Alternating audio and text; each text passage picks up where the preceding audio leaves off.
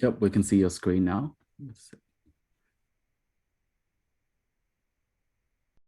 Now, can you see my screen? We can see the full so screen. now you've got the slides. Yeah, all good, thank you. Great. Okay. So I think I've just walked us through that one. Sorry, thank you very much for telling me that. I hadn't quite hit the right button. So it's interesting, really, because if you think way back when, you know, infant mortality was the driving force in healthcare. And it was in 1845, the Swedish government appointed Fredrik Berg as the first professor of paediatrics in Sweden, and thought to have been the first professor of paediatrics actually in the world at the Karolinska Institute in Stockholm. And as he said at the time, the health of the nation is actually related to the survival of infants. And so when you think about vitamin K deficiency, this was Lehman's study published in the Lancet in 1944. And it's fascinating to think about for a whole range of reasons. So this was a consecutive cohort study. So they looked at all the children born in Gothenburg between 34 and 1937. And what they actually saw was that the total number of deaths by about day 8 of age from bleeding was around 2%. And that was replicated in the 1937 to 1940 cohort. And then in the 1940 to 1943 cohort, they supplemented them all with some vitamin K at delivery, and they brought the death rate by day 8 down to 0.45%. So a massive reduction in the amount of deaths just by giving oral vitamin K at birth. And it was really the first study that showed the benefit of doing that. It wasn't until the 1960s then that the American College of Paediatrics recommended routine 1 milligram of IM vitamin K for all children. And Australia followed on from that shortly afterwards. And so then we went for 20 odd years in Australia where we didn't actually see any vitamin K deficiency bleeding in newborns whatsoever. And that's interesting to think about because this study still had 0.45%, so 1 in 200 babies dying of bleeding in the first 8 days of life. If you now go to a developing country where they don't routinely give vitamin K, the rate of vitamin K deficiency bleeding is somewhere between, you know, probably around 1 in 10,000. So there were clearly a whole lot of other issues that were leading to children bleeding to death in the first 8 days of life back in the 1940s. And I suspect that that related to cleanliness and infection and our understanding of infection control and hygiene around childbirth and all of those kinds of things.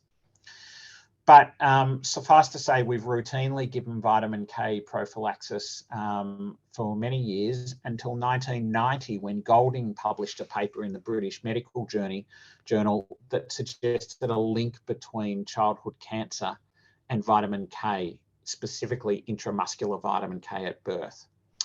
And so at that point in time, Australia changed its policy to giving parents the option of either receiving 1 milligram IM vitamin K at birth or of receiving 3 oral doses on day 1, end of week 1 and end of month 1 of life.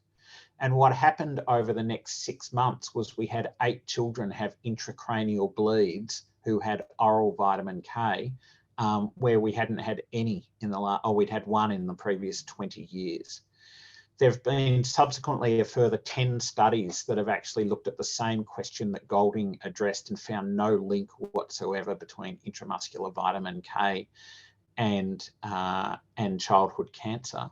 And so I think it is very safe to say there almost certainly is no link. And so Australia very quickly went back to recommending 1 milligram of IM vitamin K for all newborns on day 1 of life. But what we're seeing now is increasing number of parents who are refusing vitamin K at birth, and there's a strong link between vitamin K refusal and vaccine hesitancy or vaccine refusal amongst parents.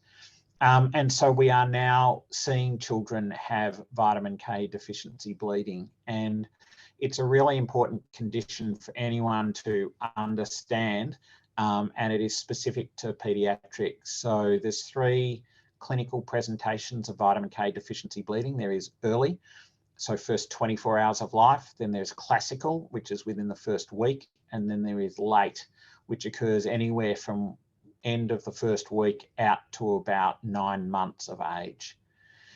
And of the children who get late vitamin K deficiency bleeding, about 50% of them will have a signal bleed. So they'll have bruising on their skin, or they might get some mucosal bleeding as the first sign. But about 50% of them, the first bleed they have will be an intracerebral bleed, and then the kid will be disabled for life. So, actually providing parents with appropriate information at around birth about the importance and the need for vitamin K supplementation is really important. And if parents want to refuse it, that is their right.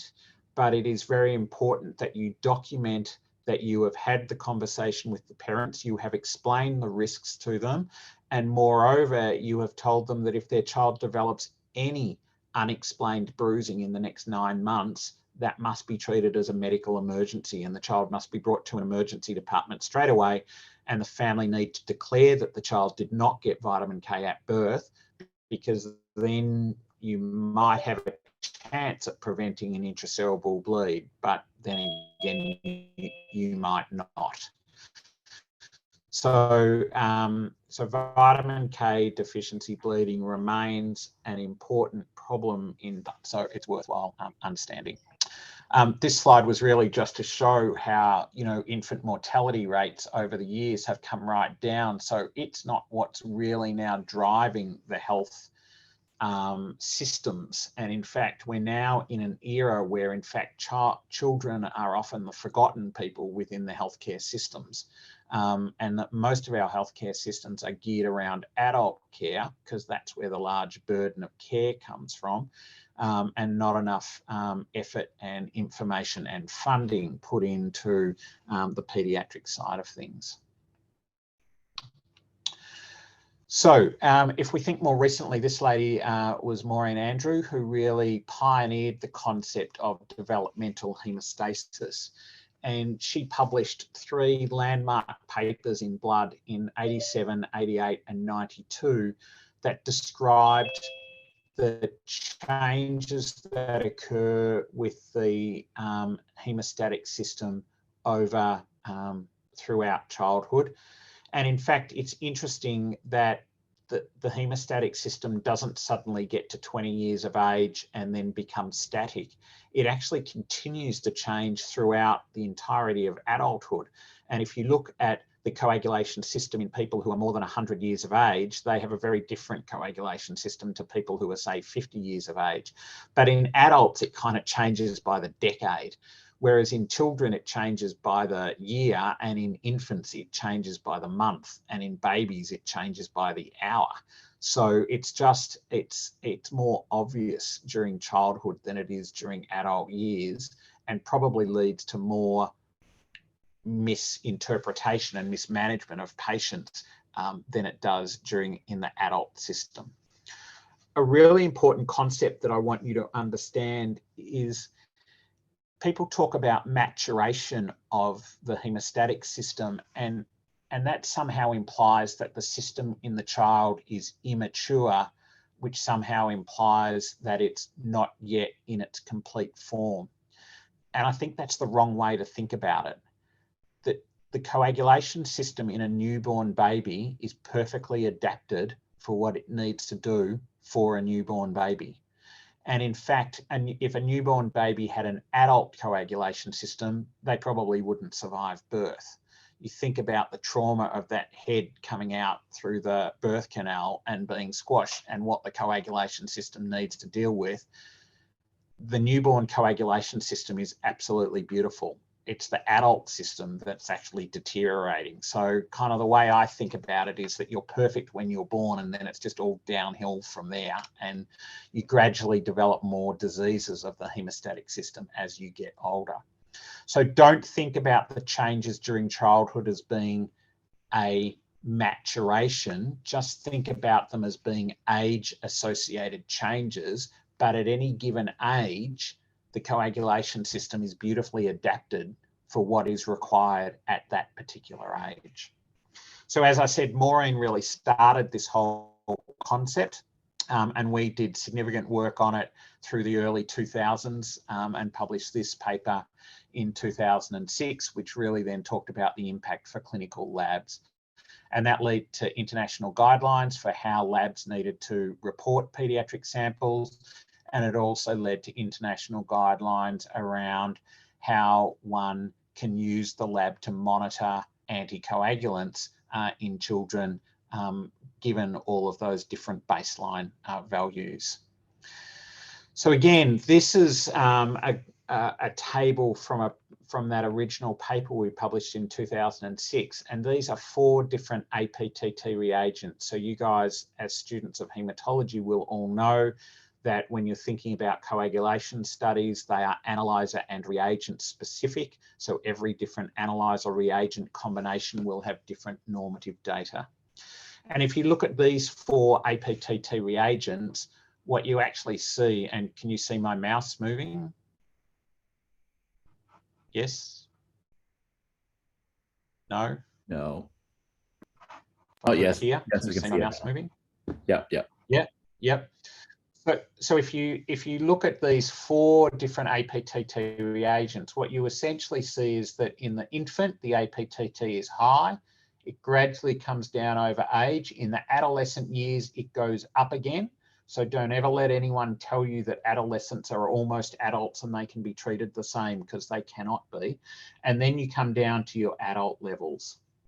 And for many years, people thought that this must be because when you look at all of the intrinsic factors, the intrinsic factors are lower in the childhood years, and then they gradually come up towards the adult level. But then when we did this reagent, what we actually saw was a graph that went in the other direction. The APTTs were shortest in the neonates and gradually came up during childhood until the adult levels. And that testing was done on exactly the same samples that the other tests had been done on. So if it's just due to the factor levels, that can't be right, because how is it that one APTT reagent goes up with age and the other 4 go down?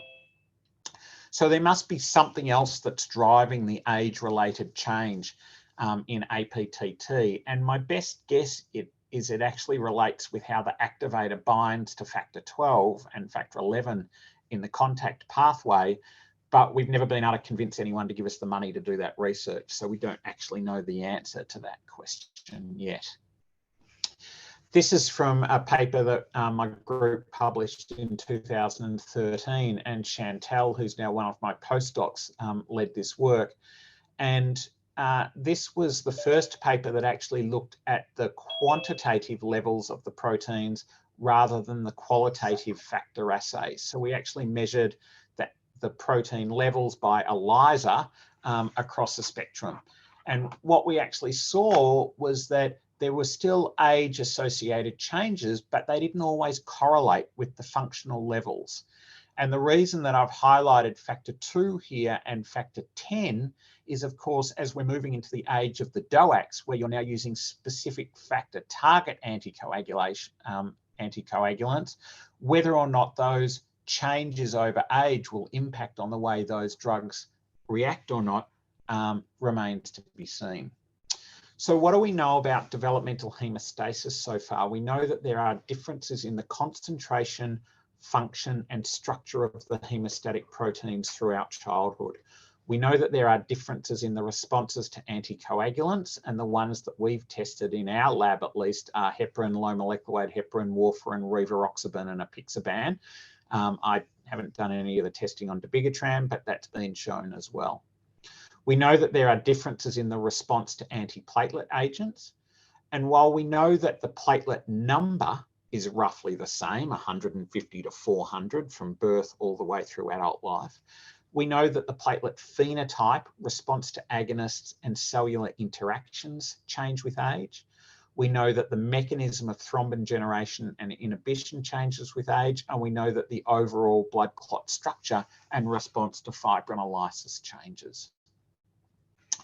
These are just some of the papers that have looked at the structural differences, and we've looked, so Vera Ignatovic and Vicky Karleftis are both members of my group who did this work. We've looked at fibrinogen, we've looked at antithrombin, and we've seen changes associated with age. Many of the structural differences in many proteins of the coagulation system remain unknown and poorly characterised, and how those differences impact on the specific target therapies remains unknown. This is data from Christina Yip, who was one of our PhD students, and she looked at monocyte platelet aggregates. And of course, we know that in adults, monocyte platelet aggregates form at around 1 to 5% of the platelets circulate attached to the monocyte, and it's primarily through a p-selectin mediated mechanism, and that as that number goes up towards 5 to 10%, then you have increased risk of cardiovascular disease. What we found in the children was that there was a much higher percentage of the platelets that were aggregated with the monocytes, and that it was not p-selectin mediated. And as yet, we've been unable to identify exactly what that mechanism is. Showing the same data in another way, this is confocal microscopy. And in panel A, you can see a blue monocyte, and you can see a platelet that is attached to it. And the red is the p-selectin, and the yellow is the surface of the platelets. And so where you've got the green, the p-selectin is being expressed, the green is the surface, and where you've got the yellow, the p-selectin is being expressed on the surface. So here you can see in the adult, the platelets are attached to the monocyte via a p-selectin mediated mechanism. Whereas here in panel B, in the children, you can see the monocyte, and you can see the platelets attached to it, and you can see the p-selectin still nicely tucked up inside the granules, not being expressed at all, and yet the platelets are associated with the monocytes. So again, there's a lot more of the biology of hemostasis that changes with age that as yet we don't really know about. Important to remember that it's not just the blood factors, there are changes in the vascular endothelium that occur with age as well. And I was involved in some work that looked at the glycosaminoglycan content and how that changes with age. Other people have looked at things like intimal medial thickness and shown that that changes with age as well. And finally, this is some more work our group published about 7 or 8 years ago now, where we actually looked at the final clot structure using electron microscopy, and showed that the width of the fibrin bands and the pore size in the clot was different in children compared to adults, and that had implications for how readily it was subject to lysis. And so at the end of the day, the final end product that we make in clot is different in children compared to adults. I want you to understand that it's not just the coagulation proteins that change with age, it's the whole plasma, and I'm going to take you through that in a minute. The Happy Kids study is a study that we've been running for the last 6 years now in Melbourne, where we've been looking at routine pathology tests in children and trying to understand what's normal. We have collected blood of nearly 6,000 normal children across all of the ages from birth up to 18 years of age, and that requires a massive effort. In terms of neonates, we go up to mums on the postnatal ward of the Royal Women's Hospital or Sunshine or Northern, and we say, hi, your baby's perfectly well. There is no need for us to do a blood test, but would you mind us taking blood so that we could measure what's normal, and that will help us look after other children. And about 20%, somewhere between 10 and 20 of the parents say yes. And then of those, our ethics permission lets us have one go at getting the blood, and we get the blood about 2/3 of the time. So we manage to collect about 1 sample a day from neonates. So it's a massive effort. And for children, we collect from healthy children who are having minor day surgery, and the parents are much more willing to let us do that. They consent at about 80 to 90% of the time. And because the anaesthetists are already popping a drip in, we're much more successful at collecting the blood. So we get many more samples per day. These graphs show you creatinine across ages and on 6 different analyzers with the different methods. I want to draw your attention here to the ways that we can report any pathology parameter. So if you can look at this graph here, if you look at the first on the top line, the Abbott architect, which is just one of the methods for measuring creatinine. These green boxes are what we call age-specific intervals, which is how most labs report their reference intervals or partitions. So what they do is they say here from 0 to 2 years of age, this is a normal creatinine. And then from 2 to 6 years of age, this is a normal creatinine. And then from 6 to 12 years of age, this is a normal creatinine, and so on and so forth. Your problem with using those kind of partitions is that if you look at this spot right here, you can see it's sitting well above the normal range, but tomorrow when the child has its birthday, it will now be normal. And I see an awful lot of children referred to be in my clinic who come in with abnormal parameters of any kind of hematological parameter.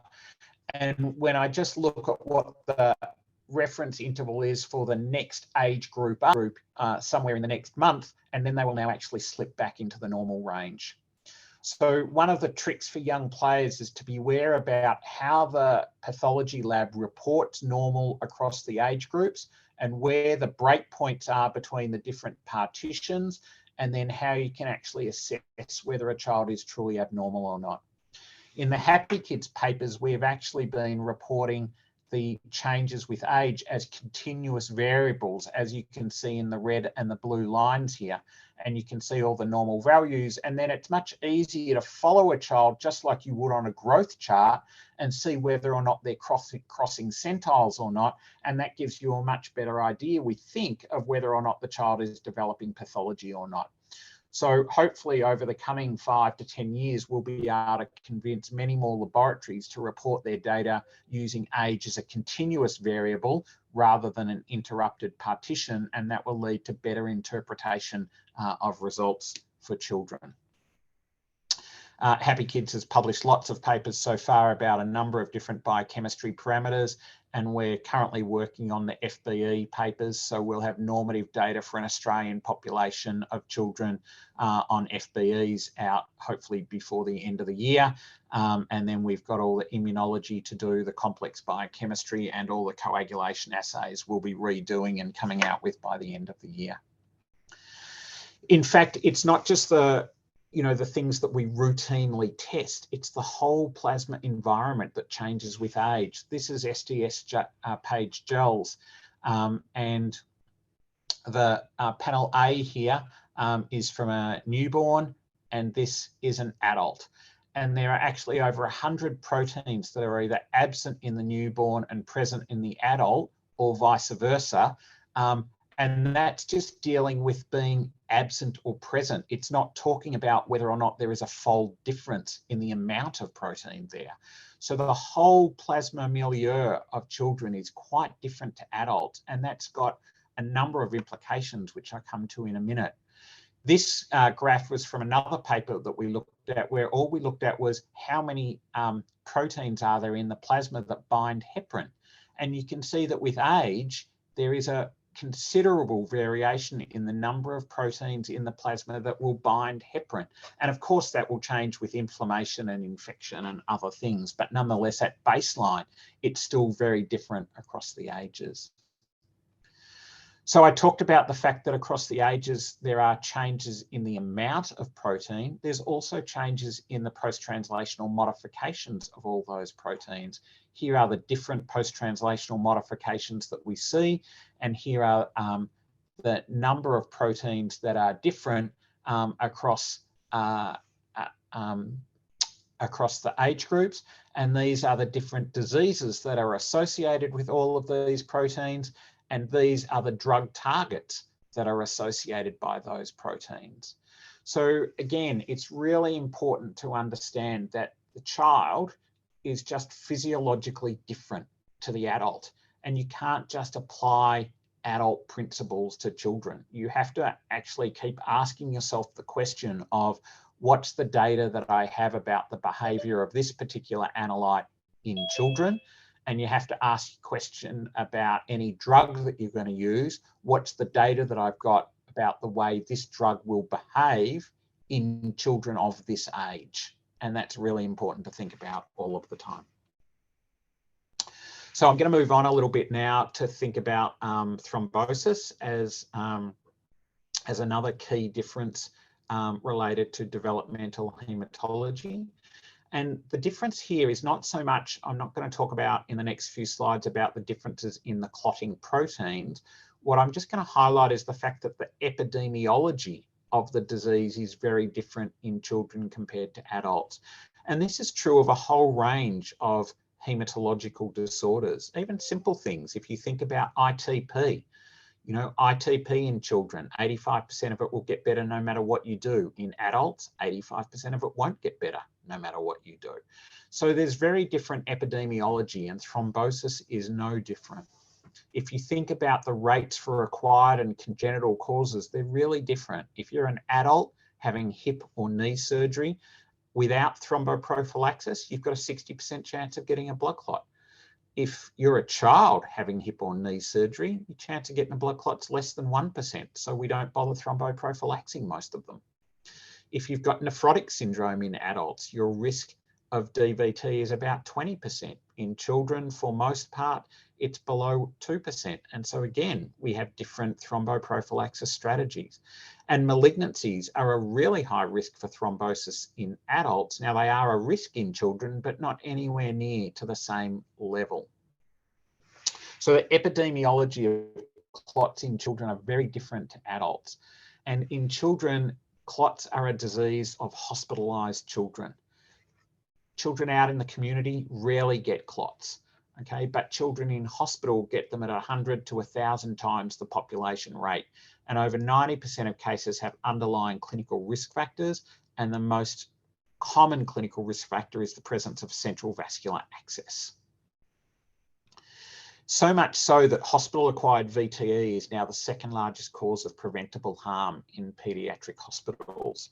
And this graph from Leslie Raffini, who comes from Children's Hospital of Philadelphia, was a great paper in 2009, and she's updated it since then, just showing as we do more and more complex care of children as the years roll on, we are just seeing higher and higher rates of clotting. Clotting is a problem of complex tertiary care of children, totally different to the epidemiology that we see in adults. This is a really interesting study. Don't bother trying to go through all the boxes. I'll explain it in two sentences for you. This is Sophie Jones's work, who's one of our nurses at Children's in Melbourne, and this was her PhD. And what we did was we took about 160 children in intensive care who had central lines put in, and we ultrasounded the central line within the first 3 days of the line going in. And then if we saw a clot, we didn't tell anyone. We didn't tell the intensivist. We didn't tell the patient. We just kept it secret. And then we followed the children for 2 years to see what happened. And what we actually found was that 20% of kids in intensive care had asymptomatic thrombosis. And when we did nothing about them, there was no change in outcome. Nothing was different at 2 years down the track. There was no difference in the number of kids that had post-thrombotic syndrome between those who had a clot in the first 3 days versus those who did not. So this is really raising the question of what's the difference between a symptomatic and an asymptomatic clot, and do we need to treat asymptomatic clots in children? Now, I think the jury is not totally out yet, but this was certainly really good evidence that maybe we don't need to do that. Most of the strategies for the treatment and prevention of VTE in children remain predominantly based on adult data. And what I mean by that is, even if you think about warfarin, we treat children who we're treating with warfarin to an INR of between 2 and 3 when we're treating VTE. Why? Because that's what the adults do. Has anyone ever done a study to demonstrate that an INR between 2 and 3 gives you a better outcome than an INR between 1.5 and 2.5? No. So and it's the same with heparin, and it's the same with low molecular weight heparin. Nobody's ever validated the therapeutic targets in children separately to adults. So we just borrow from what the adults do. It's important to understand when you're thinking about the level of evidence. You know, I spend a lot of time writing these evidence-based guidelines and around the world, where we look at whether we should anticoagulate or not, and then how we should do it. If you look at those ASSH guidelines, American Society of Haematology guidelines that we wrote in 2018, the sum total of randomized controlled data of children that contributed to those in terms of DVT and P was 36 children in a randomized trial of low molecular weight heparin and 40 children who had received vitamin K antagonists. We had observational data in the published literature of less than 1,000 children. And if you're asking me about central line associated clots from randomized controlled data, it was even less. And if you're asking me about cerebral synovenous thrombosis, up until 2018, not a single randomized controlled piece of information for whether or not we should treat these clots in children or not. Some observational data. As you all know, adult VTE treatment has been at the vanguard of randomized controlled trials, and it's not uncommon to see trials of thousands and tens of thousands of patients being published in the adult sphere, but that has not been the case in paediatrics. And there's a variety of reasons of that, predominantly because so many of our kids who get clots are actually complex sick children in hospital in whom treating them is really difficult. This has been now the changing of the guard. This is the Einstein Junior program, which looked at rivaroxaban for treatment of VTE in children. What I want you to understand is that we've now treated about 700 children with rivaroxaban, and this study program took us over 10 years. In fact, I had my first meeting about setting these trials up in 2007, and we published the randomized controlled trial in 2019. So and that was for a sum total of 700 children. I mean, there was a paper published this week in The Lancet about factor 11 inhibitor in adults for VTE prevention, and they randomized 1,000 patients into the trial in 12 months. So again, I'm really just highlighting how difficult it is to do randomized controlled trials in children, and how we are often operating in a very low evidence space when we have to think about what's best for our children. The other interesting thing is that the rivaroxaban, what we got out of those studies was the dosing that we required for using rivaroxaban. And again, as you know, for Riva in adults, it's a once daily, usually 20 milligrams equivalent a day. But what we found as we came down on the age groups of children was that the pharmacokinetics were just so different that we had to move to twice daily. And then in children under 12 kilos, we had to move to 3 times a day. And in children under 6 kilos, we had to have the conversation about going to 4 times a day, or just going to an increased dose per kilo, which is what we finished up actually doing. So again, just really good evidence of the different pharmacokinetics of drugs within the different age groups, and why it's so important to do actual dose finding studies through children rather than just extrapolate from adult data.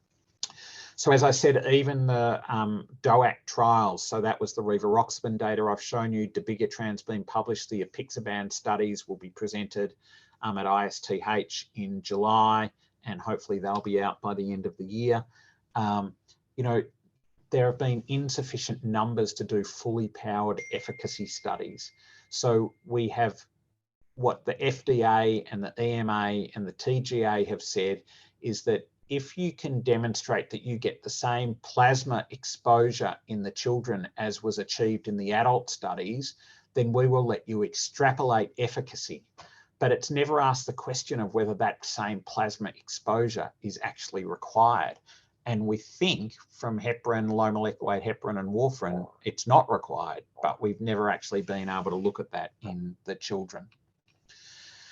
So I wanted to just get you to think laterally for a minute.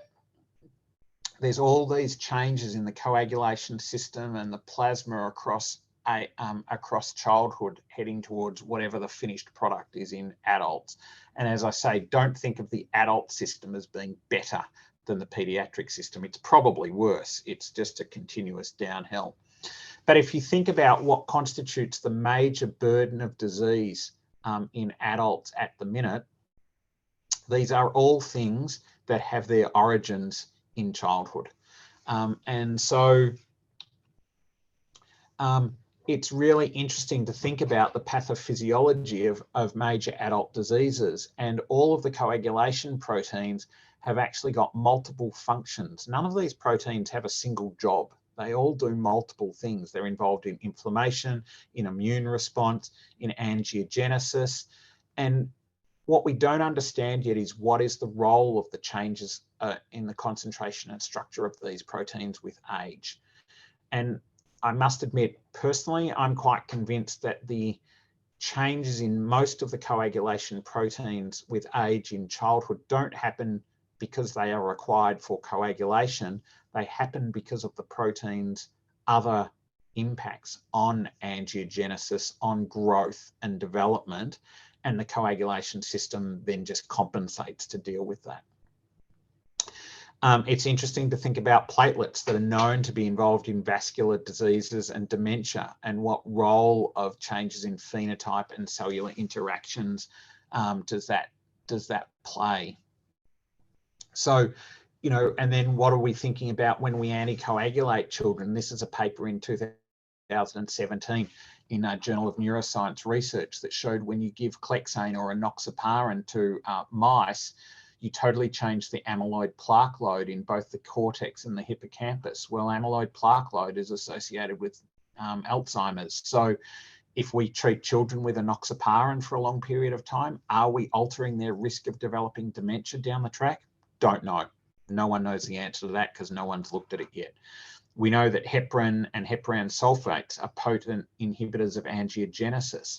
So when we look at all of our kids with congenital heart disease who have got developmental issues, is that because they had an abnormally structured brain that was part of their disease process in the first place, the same thing that gave them an abnormally structured heart?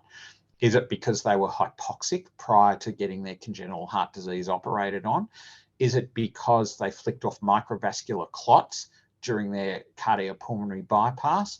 Or was it because they just got given a shitload of heparin when they underwent bypass and it changed the angiogenesis to their brain and then modeled their brain in a different way?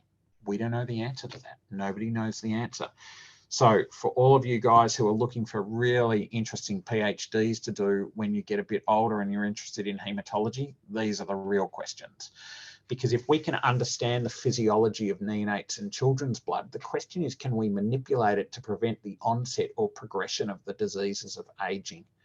At the very least, can we identify potential targets for early directed pathophysiologically based therapies, or can we at least develop better biomarkers to identify early onset of disease? So they're all things that we need to think about.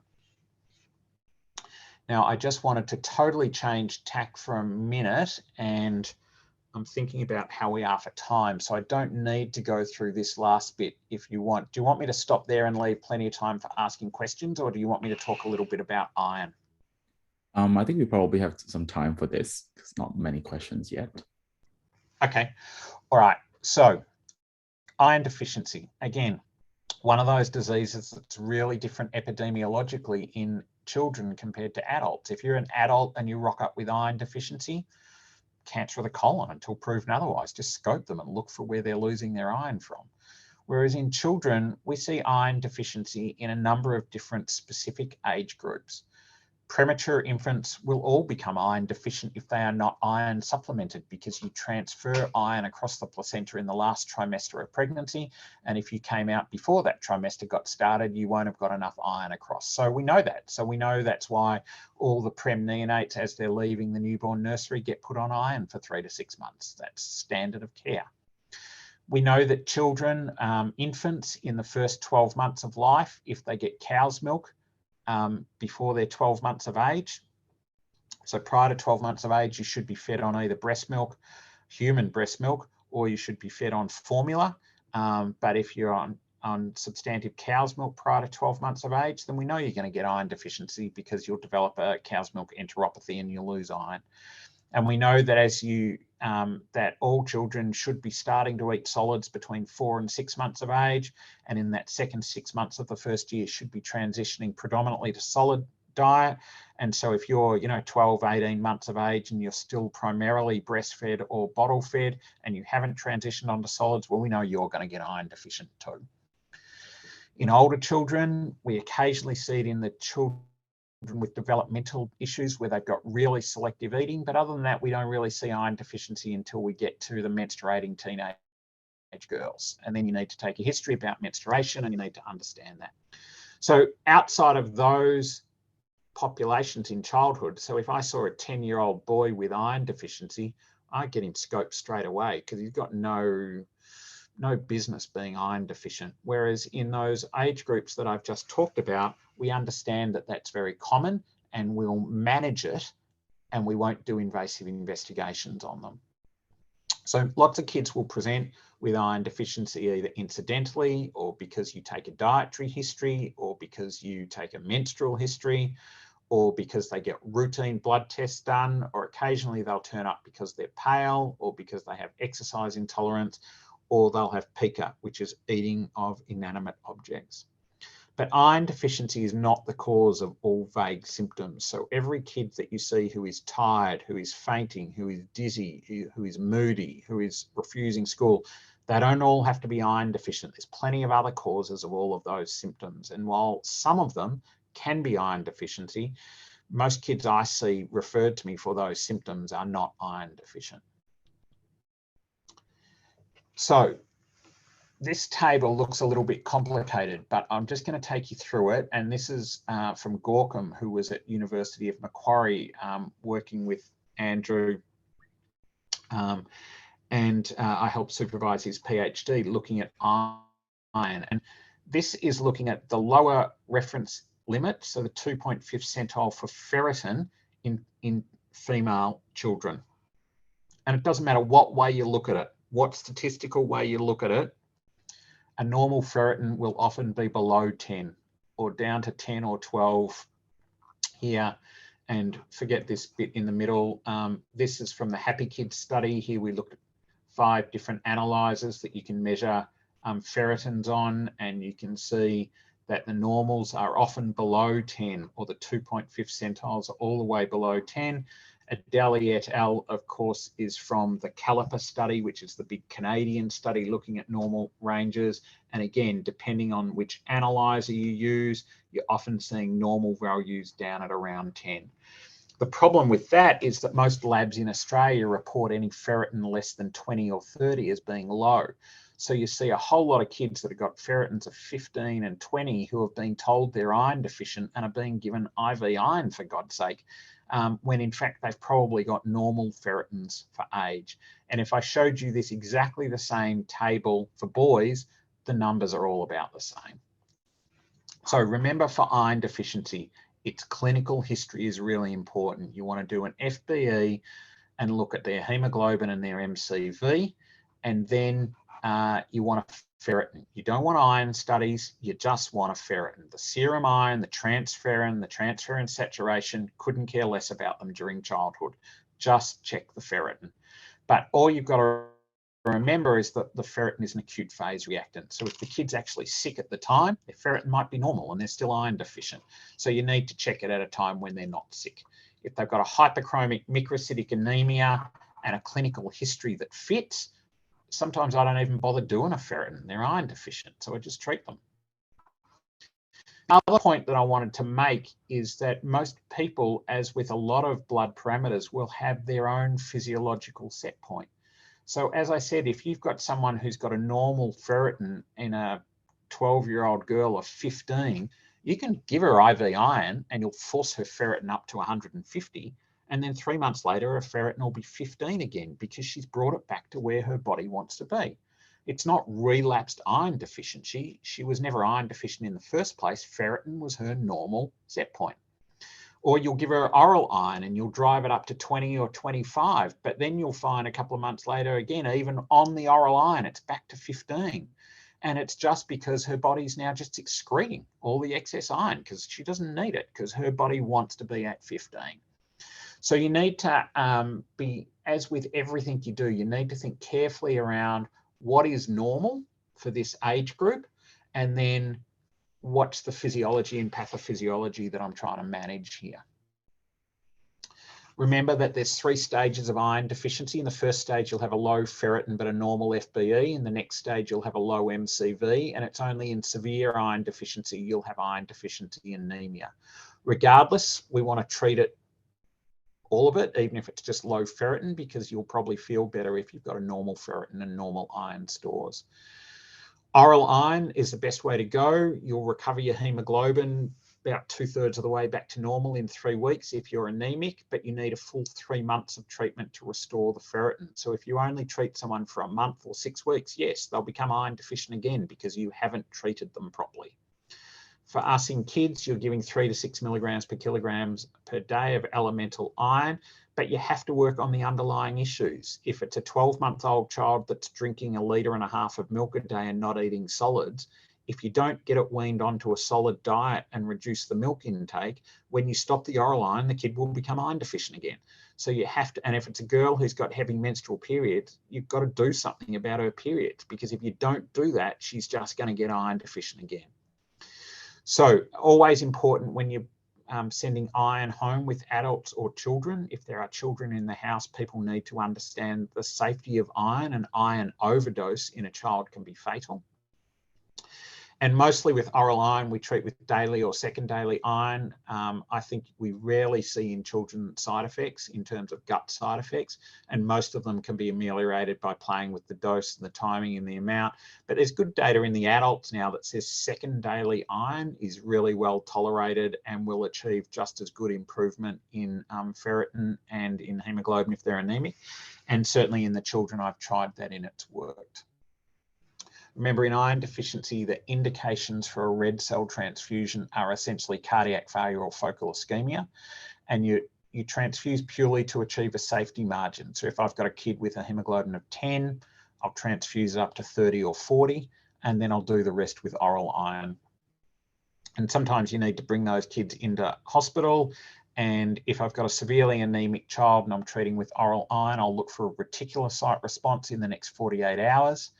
To make sure that they're absorbing the iron. There's nothing worse than missing an undiagnosed celiac who's not absorbing the oral iron that you're giving them. I think there's very few indications for IV iron. I give it for inflammatory bowel disease. I give it if there's a true failure of oral iron therapy. And occasionally you give it if you've got an urgent surgery in the near future and you want to get the kid to respond quickly to avoid transfusion at the time of surgery. So that would be the other indication. As I said, you still have to fix the underlying issue, and there's a significant complication rate with IV iron, and the ferritin will go right up and then it drops off again. I just think it's not justifiable in most cases. But I see an awful lot of patients now who are sent to me and the GP has told them that they are coming to me to receive IV iron, and the parents expect that I'm going to give it to them when I first meet them, and it's never the case, and so then it's always really difficult to manage. So as I said, remember, in children, we're making a presumptive diagnosis. You know, we haven't excluded blood loss. So if you don't fix the diet or the menstrual history or whatever it is, then, you know, you're never really sure. And so what happens is if they relapse, you finish up then having to do a whole lot of investigations on the kid. So you're better off just fixing the diet or dealing with the menstrual blood loss so that You treat them for 3 months, then you stop the iron, you watch them over the next 12 months, and they should be able to maintain normal iron status without supplements. And if they can do that, then you know you identified the cause, you've dealt with it properly, and now the child should be fine. If they do respond or relapse, or if they relapse or if they fail to respond, you've got to think of lack of absorption, like a celiac disease, or if they've got gut loss, or you haven't managed the underlying problems. So I just threw the iron in at the end because it's another really common problem, but where the differences between the way we think about it and manage it in children is just totally different to the way you think about it and manage it in adults. I'm going to stop there, and I just want to acknowledge all of my team that does most of the research that I just presented to you, and say thank you to them. And I will stop sharing my slides, and happy to take questions from anyone. Thank you so much, Professor Monagle, for the very interesting and comprehensive overview of developmental hematology. I've got a few questions from the audience. First question is, can we expect the same reticulocyte response in adults after iron infusion? So if someone is iron deficient, the only time you're going to get a reticulocyte response is if they have iron deficiency anemia. So if what you're just treating is a low ferritin, you're not going to see a reticulocyte response, whether you give it orally or IV. If someone is anemic, if they've got a hemoglobin of 100, you might not even see a reticulocyte response because they don't need to respond that quickly. It's going to be patients that have got hemoglobins of, 70, 60, 40, who have got really low hemoglobins, whose marrow has clearly been starving of iron. And then when you put some iron in the system, they will get a nice reticulocyte response. It can be a little bit more confusing in adults because if the cause is blood loss, then they will drive, that blood loss drives a reticulocyte response. If you have an acute blood loss episode, you'll have a reticulocytosis after it. But if it's chronic blood loss, which has caused you to become iron deficient, then you can't have a reticulocyte response, right? So again, it really depends on the degree of anemia is what dictates the reticulocyte response. Thank you so much. And another question is there a specific ferritin threshold for iron infusion? And is there a minimum age for iron infusion? No and no. So I would never give an iron infusion. As I just said then, my indication for giving an iron infusion is inflammatory bowel disease, because you can't give oral iron to those patients because you make their inflammatory bowel disease worse. Or other than that, I don't care what the hemoglobin is. If you've got a hemoglobin of 30, I'll give you pack cells if I need to give you pack cells, and then I'll give you oral iron. So I only use IV iron for inflammatory bowel disease or total failure to tolerate oral iron. Yep. Next question is there any favorite DOACs in pediatrics? Well, what we can say is so far, the only DOACs that have been published for the treatment of VTE in children are rivaroxaban and dabigatran. Personally, I think there is some problems with the dabigatran data. And so I would use rivaroxaban. The one issue you've got to remember with rivaroxaban is that it causes much higher rates of heavy menstrual bleeding than any of the other anticoagulants. And so in teenage girls, you have to consider that. From a prophylaxis point of view, I think apixaban looks very good in the paediatric data to date. And I suspect when the VTE treatment data comes out, apixaban will look like a pretty nice drug too. Yep. So at the minute, my probably preferred drugs are rivaroxaban and apixaban. But remembering, even though they've now been approved by the FDA and the EMA, they have not yet been approved by the TGA. And therefore, we can't get our hands on the liquid preparations of them. which means to treat children at the minute with rivaroxaban, I can't treat a child younger than 12 kilos because I don't have a liquid preparation. Whereas the adult 2.5 milligram tablets, I can adapt down to a kid that's 12 kilos in weight. So at the minute, I can't use a DOAC in any kid that's under 12 kilos because I don't have a preparation I can give them. Yeah. There's a question about warfarin, whether you tend to use warfarin in kids and how to manage low compliance, if there is any, and how frequent should you check for INR? So, look, I think warfarin is like any other anticoagulant in children. It should be managed by a team that is experienced in the management of anticoagulation in children, and the gold standard is a nurse-led anticoagulation clinic. There is no doubt that in terms of the best results, a subspecialist nurse-led anticoagulation clinic will get you the best results in terms of bleeding and clotting rates and in terms of time in therapeutic range. So at the Royal Children's in Melbourne, for example, we have approximately 150 to 200 children on long-term anticoagulation, which is predominantly warfarin.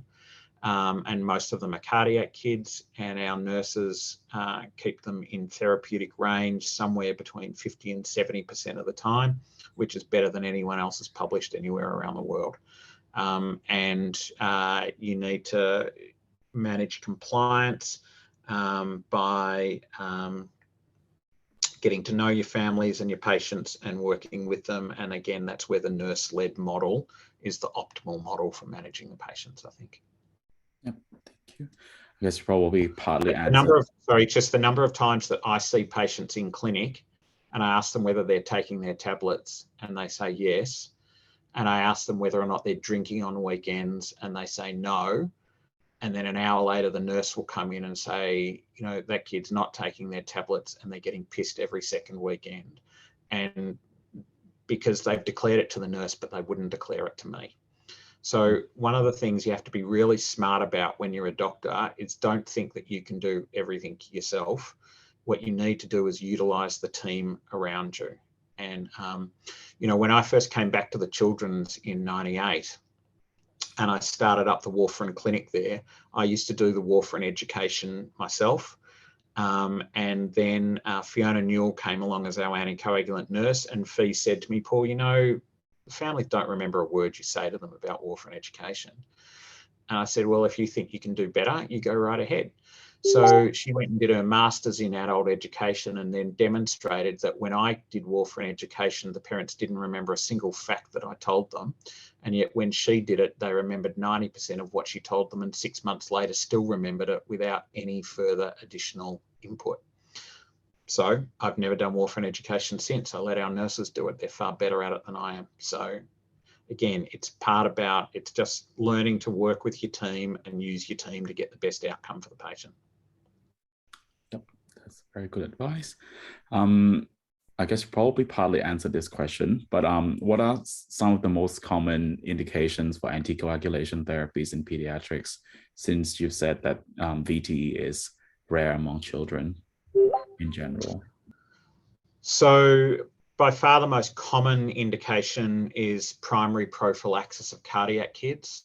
Now that varies from centre to centre. So for in Melbourne, you know, we put all of our kids that have had a Fontan surgery. So remember, Fontan surgery is definitive palliation therapy of a univentricular heart. So if you've had a Fontan, then you essentially have your IVC and your SVC plumbed directly onto your pulmonary arteries so that you have no ventricle pushing your pulmonary blood flow. And then whatever ventricle you've got, whether it be a left or a right, now functions as the left ventricle, and that then receives blood back from your lungs and goes out through your aorta. So in Melbourne, all of our post-Fontan kids get lifelong warfarin. And so that would probably be the major driver. Up here in Sydney, they put them all on aspirin. And that's because they do a slightly different surgical technique, and, you know, that's what they do. So it depends where you are and what your cardiac surgical program is like as to, you know, what your major driver is. But in Melbourne, the major driver of anticoagulation is managing complex cardiac disease. And then the second driver would be treatment of VTE. And in terms of the causes of VTE, it's mostly central line driven. So we've got every kid that's on home TPN is on long-term anticoagulation with warfarin. Then we see a percentage of kids with cancer. We see a percentage of kids with other diseases that require long-term central lines like cystic fibrosis or other things who will develop clots who will need ongoing anticoagulation. The commonest spontaneous clot in childhood is renal vein thrombosis in the newborn. And so we do tend to anticoagulate that for 3 months, but they don't tend to get long-term anticoagulation. Yep, thank you. And last question. What is the VTE prophylaxis dosage for children, and how are clinical presentations VTE different from adults? The clinical presentations of VTE in children are different to adults because the places where they get the clots are different. Almost all VTE in adults is lower limb venous VTE. But in children, because in children 60% and in neonates 90% of the clots we see are secondary to central lines, and the bulk of those central lines are placed in the jugulars, subclavians, so the upper venous system. In children, the predominant place we see VTE in is the upper venous system, which then gives us different symptoms. In some ways, the symptoms are the same: swelling, pain, and signs of venous obstruction, but they're obviously different in the upper limbs than they are in the lower limbs. That was the second part of the question. What was the first part of the question again? What is the usual dosage for VTE prophylaxis? Yeah, varies depending on which drug you want to use. So I wouldn't worry about trying to remember a dose for children right at this point in time, because by the time you're out and practicing, we'll probably be using different drugs. Yep, that's all the questions I've had.